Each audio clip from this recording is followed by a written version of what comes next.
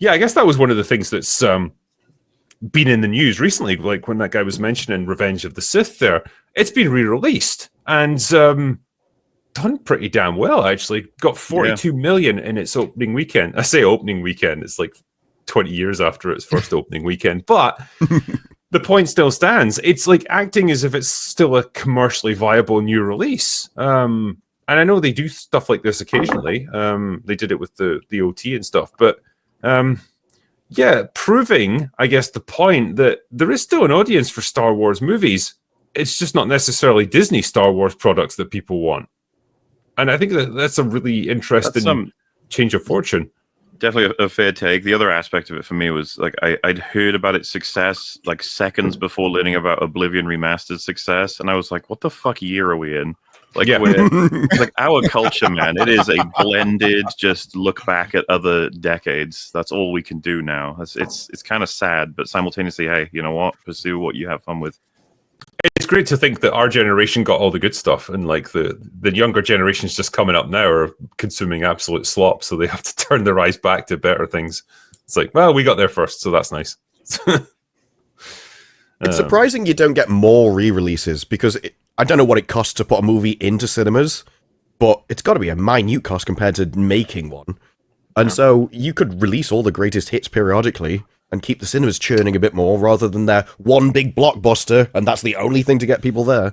I think it is happening more and more, because it used to be a really like rare novelty thing, at least in the UK. Like, oh, you know, this particular movie gets a re-release for its 30th anniversary, and it'd be like a short, limited run or whatnot. But now it seems to be happening more and more often. And as you say, it's becoming kind of commercially viable, because particularly with big movies, for people who are younger, who didn't see them first time around in a movie theater, now they get the chance to go and do it. And, you know, also older fans who saw it back then get to relive those memories and go watch it again. And so it's kind of a win-win situation. And like you say, you've got the movie, it's already made, so you don't have that cost. You just have to convince the distributor to put it into movie theaters and convince them that it'll get, well, a certain amount of views.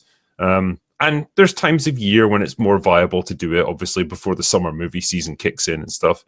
But yeah, it's an interesting model. It just means, as Mauler says, we're becoming a culture that's like a snake eating its own tail. We're not producing good new things that people can have as a shared cultural experience. We're just reliving old stuff. Well, I think it's because, especially as budgets and everything scale, people stop taking risks. What they take what's already there and then iterate on it a bit. And it's probably ended up like, have you ever seen AI where they put in a picture and then they just like generate this same picture 100 times, and it uses its own output and it just degrades over time? It's like that's what's happening. So you've got new people coming up that have never seen anything except the new stuff, and so they make stuff based on what, because they don't have, you know, they haven't been to wars, they haven't done great deeds, they've only, their entire experience is what they've seen on the internet and in movies and stuff. So that's their input, and then they make something from that, and so everything is just declining. It goes beyond that, just bro. Like these people aren't even reading anymore, right? Like, you don't have to have been in a war to write about a war, but these people don't even read anymore, right? Like, we were talking about this the other day, man. We were having some drinks. We were just talking about how the decline in screenwriting has been so just blatantly obvious over the past couple of years. And you know, I look at something like Revenge of the Sith being re-released and the success of it, and I really do wonder, what do the studios take from that? Like, are they looking at something like that and saying, should we try to get back to writing something good, or do we just re-release everything and continue writing the bullshit we have been writing, right, for the past 5 or 10 years? Like, I don't know if Hollywood is going to learn any lessons from anything that's going on right now, but it all ends and begins with the writing. And this is what we're seeing with the Thunderbolts, man. Like, if someone had actually read a few Thunderbolt comics, we might have gotten like a decent film. But they're not even reading comic books, much less actual books. Yeah. Well, part of it is that they are trying. I think that's where the issue. I do believe that they are, but they're not understanding why those things were good, and so they're trying to imitate them without understanding it. After there was this game, Grand Theft Auto, big famous one, but after the third one, that was the one that was like huge, right? There was a bunch of clones that came out after that one, and they were, the kids like big open worlds and you can beat people to death. That's what you kids like, right? They were like, oh, it's open and you can be violent. And people that played Grand Theft Auto 3 said, no, that's not what made this game special. It was a lot more to it, but that's all they saw. And there was a ton of that. And I think that it's a combination of they don't read and they don't know anybody outside of like LA. My wife and I were talking about this because I'm struggling to get through the Wheel of Time season 3. I don't want to finish it, but I think I'm going to have to because a bunch of my subs came from the season 2 one. And the problem with that show is that it doesn't understand how people really behave. And if you've ever read the Wheel of Time books, Robert Jordan understood people like really, really well. You could just tell he knew a lot of people and had met them and interacted with them. And they're very natural people in those books. And that's what's so excellent about them because it's a character drama. The whole book, I mean, there's magic and stuff, but it's a character drama. It's 14 books of character drama. It's fabulous. And the show doesn't understand people at all. It only understands other LA residents, and everyone speaks and behaves that way. And that's what you're seeing in a lot of modern entertainment because you're right. They don't read old books. They don't know anybody at all. And so it's the same NPC language that everybody uses all the time, the same modernisms. And that's what makes it so terrible. So they are trying to imitate the old shit, but they just don't get what was great about it. Well, it's because what happens if the way people behave is actually against your ideology? Like, you want people to change how they behave, how you think they should behave. And so that's what you're writing. This is why I like Korean, Japanese kind of entertainment, because the people act like human beings. You'll put them in a space station, something will go wrong, and you know from their character what each one of those is going to do, because it fits in with their personality type. Whereas in this, it's like everybody behaves how they want them to behave. So this is why you have the little 4-foot girl beating up everyone else, because they think she should be able to, rather than whether they are. Alice in Borderland, you will have people sleeping with other people to try and survive. You could never write that in Hollywood now, because it'd be like, oh no, that disempower her. And so real life is messy, and people do selfish things, but you can't do that if the identity groups you put in something would make them look bad because they're doing a selfish thing.